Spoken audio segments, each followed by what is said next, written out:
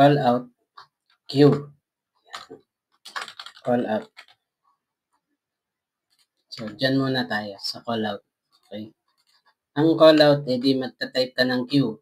Tapos, ganun mo, i-click mo doon, tapos i-click mo kung saan mo gusto.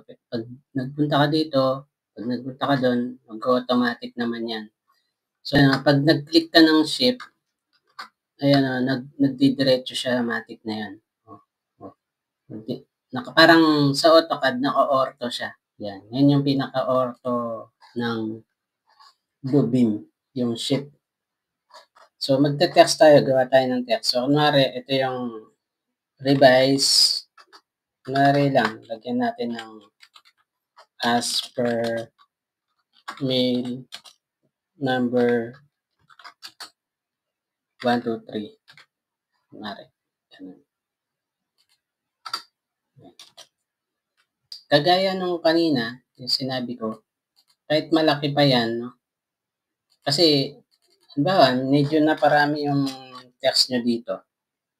Yan. So, lalaki yan eh. Tapos, naisip mo, tanggalin mo na lang siya. Tanggalin mo na lang. May iiwan yung box. Yung pinaka-box niya. So, ang gagawin mo niyan, habang nakaselect siya, Alt-Z. Yan. Alt-Z. So, yung guys, yung ginawa ko na yun, yung kinapi ko siya, i-click mo lang siya para makopy mo to. Click tapos control. So, parang SketchUp, di ba? Sa SketchUp, ganun mag-copy. Alt plus Z. Auto resize.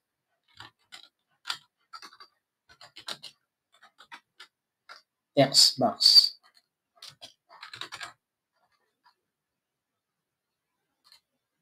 Yan. Yan. Auto resize ng text box. Okay.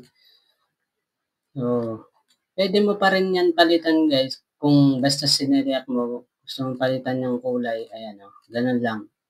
Kung napapangitan kayo, let's say gusto nyo mapaganda or uniform yung size ng ano, pwede nyo rin lagyan siya ng line kung gusto nyo. Ayun.